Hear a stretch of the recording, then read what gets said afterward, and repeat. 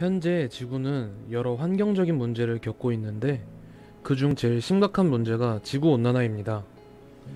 이로 인해 많은 국가들이 지구온난화의 해결책 중 하나인 탄소 중립을 추진하고 실행하고 있습니다. 현재 탄소 중립을 위한 방안으로는 모두가 잘 아는 산림, 초지 등을 활용한 그린카본과 염습지, 갯벌 등 해상 자원을 활용한 블루카본이 있습니다. 저희 팀은 이 중에서 우리에게 친숙하지 않은 블루카본을 이용하여 탄소 중립에 기여하는 방안을 모델링해 보았습니다.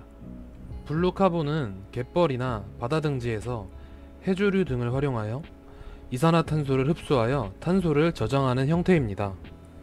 하지만 블루카본의 문제점은 과도하게 해조류가 쌓이면 이는 결국 바다 산성화 등의 문제가 발생한다는 것입니다.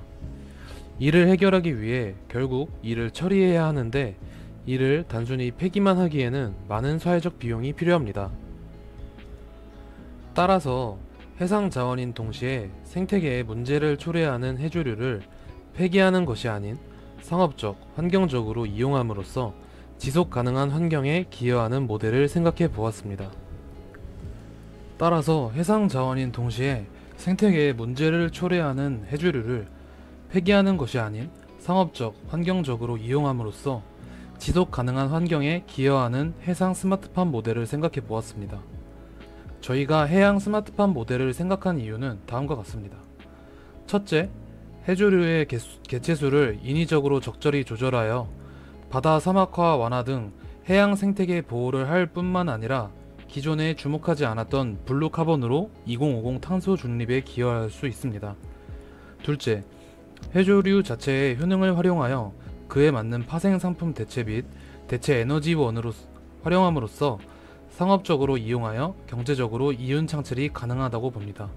셋째, 대한민국은 세계 4위 해조류 생산국이므로 더욱 효과적이며 동시에 이를 통해 국민들의 ESG 인식 제고에 기여할 거라 보고 있습니다. 저희는 드론 기술과 ICT 기술을 접목시켜서 운영이 되도록 스마트팜을 모델링 해보았습니다. 그리고 스마트팜의 과정을 크게 배양, 관리, 채집, 활용 이렇게 4단계로 나뉘어 봤습니다. 첫째, 배양 단계에서는 해조류를 배양하기 위한 탐색, 그리고 배양을 원활하게 하도록 디자인한 드론을 이용하여 1차적으로 해조류를 생산할 수 있는 환경을 만들도록 고려해 봤습니다. 둘째, 관리 단계에서는 각종 센서 및 카메라를 장착한 드론을 활용해 해조류 농장 주위의 환경 정보를 수집하고 컴퓨터와 연계하여 정보를 전달 및 처리가 가능한 ICT 기술을 접목시켜 해조류를 관리하는 체계를 디자인해 보았습니다.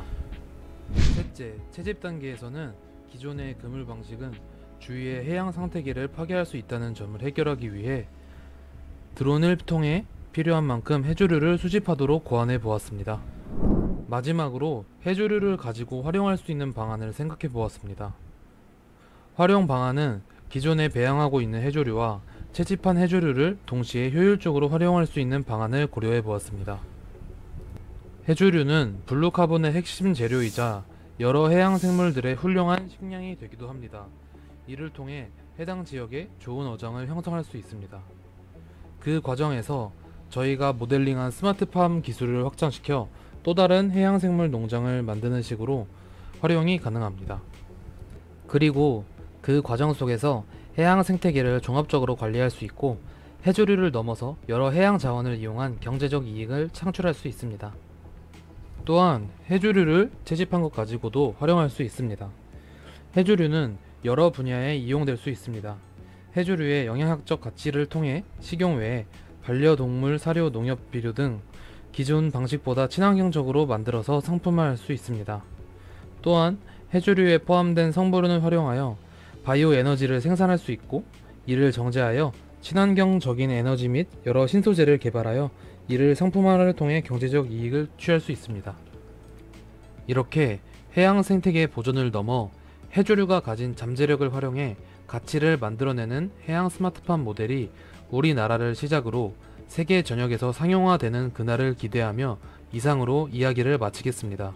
지금까지 위기를 기회로 바꾸어 푸른 미래를 일궈나가는 전용대 팀이었습니다.